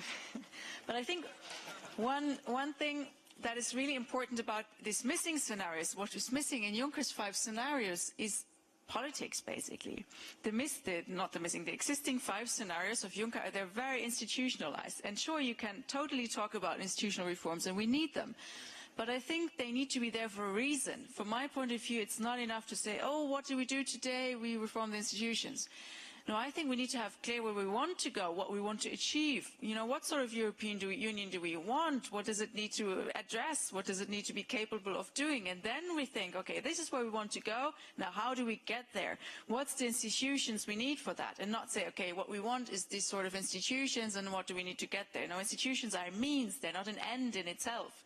And that, I think, is one of the big problems that we have with the Juncker scenario. So I'm very happy both of us, so to say, wrote politics into our missing scenarios. I mean, what do we want to do? We want to address globalization, put limits to that, not have it exploit people. We want to democratize the European Union. We want to have the social Europe, which also, by the way, means that we need institutions. But again, the aim is then to have the social Europe. And I think we have a lot of very interesting concrete ideas that haven't been mentioned a lot, simply because it's been a very general debate today about collaboration. But, you know, ideas that we have about a fund for the future, for example, for investments, for a social ecological transformation of the economy, for example, an unemployment supporting scheme, which is supporting people who are unemployed, but also countries in crisis, and is really also providing a macroeconomic balancing system. Stuff like that is things that we're proposing. Indeed, post-growth, we absolutely need to talk about it. How do we have economies that are not extending, well, which is not possible, the planetary boundaries? And on that, we need much more brain work. We need the brain work, but when we also need to put it into precise policies.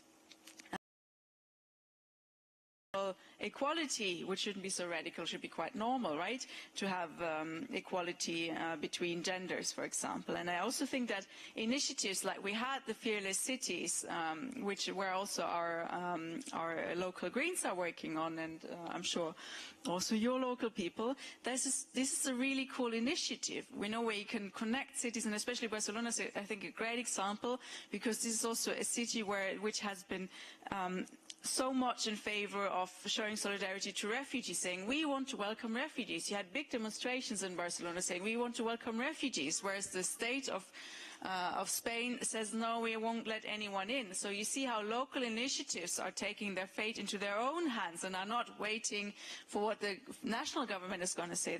They're doing things on their own, and that, I think, is really, really cool, the sort of grassroots politics that we need to see more.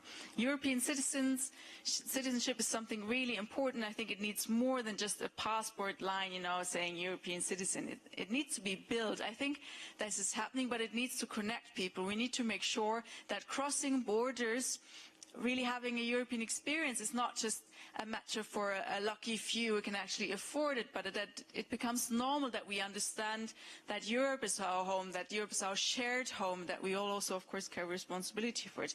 And transnationalist is something we're promoting a lot. We're currently having debates also in the European Parliament about that, because Brexit sucks a lot, but the one opportunity it gives us is to think about what to do with the 73 free seats that are now hanging out there, and I think we should transform them into transnationalists and develop further also our European time around were a really important step forward, because it put into the limelight also the European families of parties. And this is really important, that indeed we're finding our political families, and that we're promoting the same ideas all over Europe, because, you know, when you vote for Greens, for example, you want to know what's in there. Same for, of course, all other parties as well. And that we need to promote to really create a European public sphere. Yes, and a lot has been said already about how to get out to people, how to get people involved, and that is, I think, especially a challenge in the European context. You know, we're trying to communicate, for example, now in different languages, which is not so easy. I always get a lot of shit when I talk English in plenary, for example, because then the Germans are saying, no, why are you talking English, why are you talking German? But I want to be understood by as many people as possible. But of course, that's a problem. It's a generational problem. A lot of, you know, elder people are not so fluent in English, obviously, because they never had the chance to learn that. For younger people, it's less of a problem, but it's still a problem. So it's really a problem. How do you create a European public sphere? How do you reach out to that European audience without alienating specific peoples? How do you make it inclusive? How do you also create your own ways of communicating? because we don't really have so many European media for the moment. So I think that is one of the constant challenges that we're working on. We're trying to do that using a lot of social media, doing a lot of events, also understanding ourselves as MEPs, really as members of the European Parliament, being there for all Europeans. So I'm not just going to my, small German constituencies and saying what great things we're doing in the European Parliament, but I really understand myself as being a European deputy, but that involves, of course, more work, more travel, whatever, and people being upset because you're not in your home place. But I think this is really something we need to do. We need to understand ourselves as Europeans. We need to do European politics, European work, and then we also have a chance to make sure that people can really participate everywhere.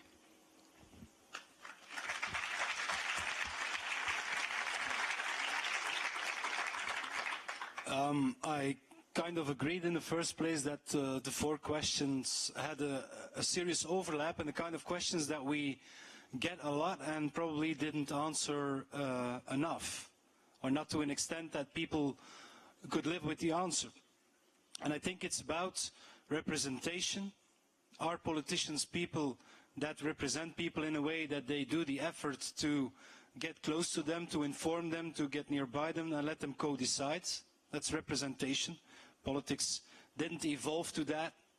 And secondly, instruments. Are we providing the progressive people that want to support a better Europe, a better society and whatsoever, sufficient instruments to defend? I don't agree with the analysis that the missing scenario would be, for example, discussing basic income through the debt. For example, discussing the commons through the debt. And I'll speak as a socialist now. It's not sufficient because the real structural change now is in the question if there is a sufficient amount of means to get a society where wealth is well distributed, how do we get a counterpower to what is happening now? Not only in the south, where social protection has been diminished, young people don't have a job, also in the north, where there's more and more people that do have a job or 2 jobs, but are poor. And so the distribution of wealth and money in these societies is in fact a start for lots of the other things. The development of the economies of the commons, superb, superb, but you will not. Public services are strong enough to make sure that people can develop their ideas.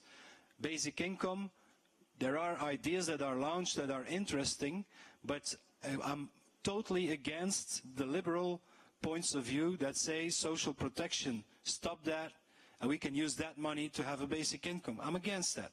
And so I think, as I said in my speech, we need a counterpower to the ones that are redistributing the wealth in one direction. After the banking crisis in the States, part of the increased wealth that went to the 99% of the people, the poorest 99%, was minus 5%. So the richest 1% got all the increased wealth plus 5% of the 99% poorest. And that is a basic problem to start with. Why am I saying that? Because having a program to really regain the hearts of European people does not mean that it's all going to be new. We had systems where people were advancing in social protection, advancing in better jobs, better paid, better conditions, and investments in public services. We had that, but we had not enough of that. That has been privatized, that has been diminished. For me, as a socialist, that's a big fight. And even social dumping, posting of workers, goes with that. Now, it's a different time, so it's happening in a new economy as well. And I'm pretty much aware of that. But you will never represent people, resemble people. As indeed, I use the example always as well in Barcelona. It's a remarkable example, what happened there by uniting people, informing them, the kind of syndicalism that was very well explained in the beginning, uniting people and informing them to make them stronger against something that would be self-evident.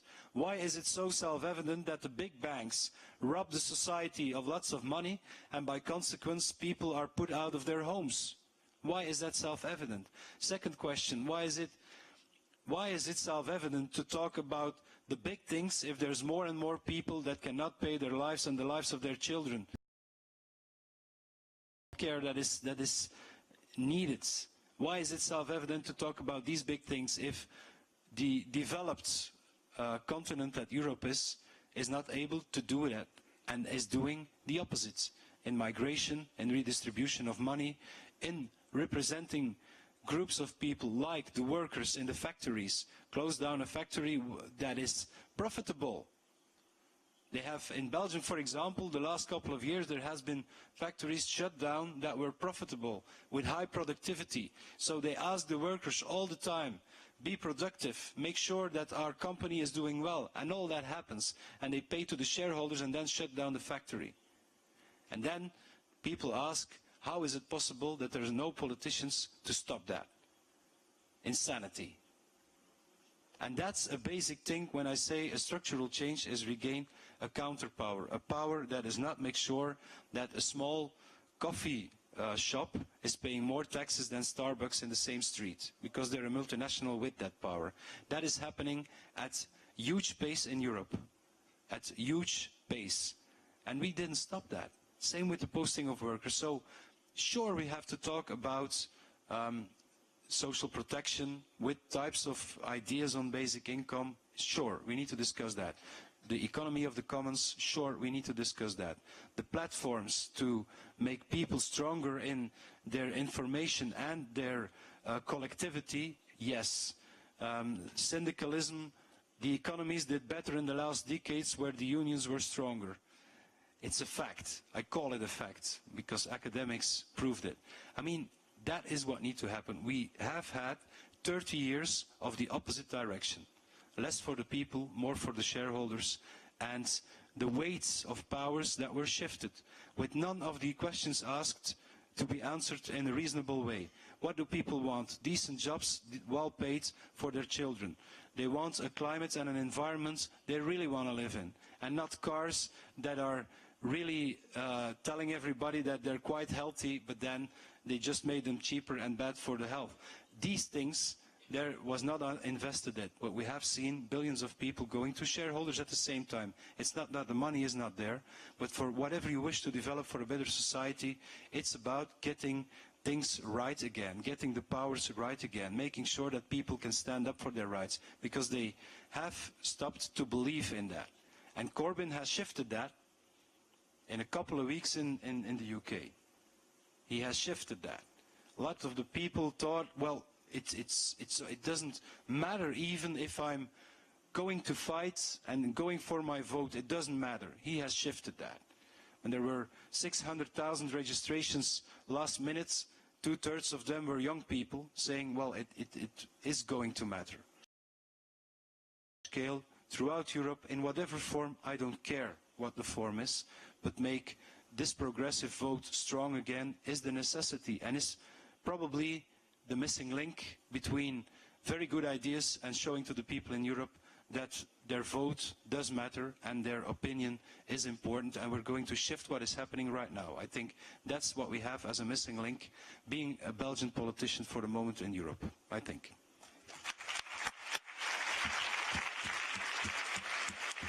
Bien. On va s'arrêter là. Okay, we will stop here. Thank you, John, Sp.a, Benoît. Thank you very much for being here today. Benoît beaucoup, oui. Plus la prochaine fois. Alors, je voulais pas partir sans vous dire. I don't want to leave without saying two things. Beaucoup de travail des députés européens que vous pouvez trouver sur leur site, qui la plupart en ont. The MEPs often have websites, and you can check their website to see what they are doing. It's really a wealth of information. Then you have the Progressive Caucus that has its own website, its Facebook page as well. Go on the page and give us ideas on the way we can implement things. And finally, I would like to thank what we call the steering committee of the Progressive Caucus. Joly, Dimitrios, Ernest, there, Florent, Eva, all those people thanks to whom we managed to organize this event. You know, coordinating MEPs, it's quite a lot of work, and we do this together, we do it well, and it brings me a lot of joy. Despite our political sensitivities or nationalities, we're able to work together. And finally, I would like to thank all the colleagues that you didn't see on stage, who didn't take the floor, but who nevertheless enable this whole event. I would like to thank especially one. She is there in red. It's Marie Jerisiakis. Without her, this would not have been possible. Thanks to all of you. I'll try to meet you in the fall. Thank you.